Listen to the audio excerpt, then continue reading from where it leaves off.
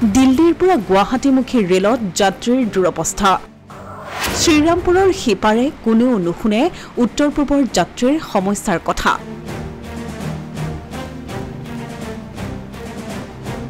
সংৰক্ষিত টিকটৰ যাত্ৰীৰ নাই আসন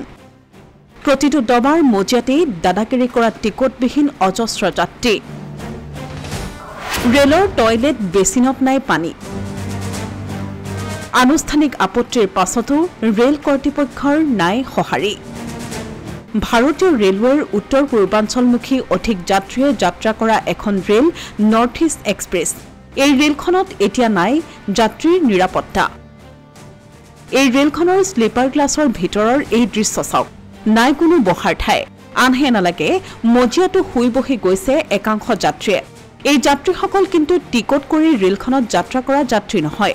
আনন্দ বিহাৰৰ পৰা কামাখ্যা অভিমুখী 12506 নম্বৰৰ এই ৰেলখনত টিকটবিহীনভাৱে এইসকল যাত্ৰীয়ে কৰিছে যাত্ৰা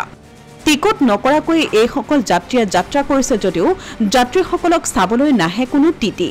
টিকট নকৰা এইসকল যাত্ৰীৰ আকৌ দাদাগিৰি সংৰক্ষিত টিকট কৰা যাত্ৰীক উঠাই সেই ঠাইত বহি লয় তেওঁলোক ৰেলখনৰ টয়লেট বেচিনত নাই পানীৰ ব্যৱস্থা যাৰ বাবে ৰেলখনত এতিয়া যাত্ৰা কৰিব নোৱাৰা এক অৱস্থাৰ সৃষ্টি হৈছে এই ৰেলখনত যাত্ৰা কৰিছে 8জন শিক্ষাৰ্থীৰ লগতে তেওঁলোকৰ তত্ত্বাৱধায়কেও এই ৰেলখন ইতিমধ্যে পাৰ হৈছে প্ৰয়াগৰাজ কিন্তু এই সম্পৰ্কত ৰেল কৰ্তৃপক্ষক জনোৱা হৈছিল যদিও কোনো ব্যৱস্থা নাই লোৱা ৰেল কৰ্তৃপক্ষই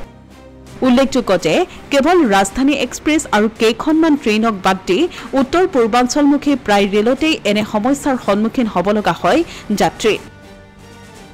ৰেলৱে কৰ্তৃপক্ষক এই সন্দৰ্ভত ব্যৱস্থা গ্ৰহণ কৰিবলৈ অনুৰোধ জনাইছে ৰেল যাত্ৰীয়ে অসমীয়া প্ৰতিদিন ডিজিটেল ডেস্ক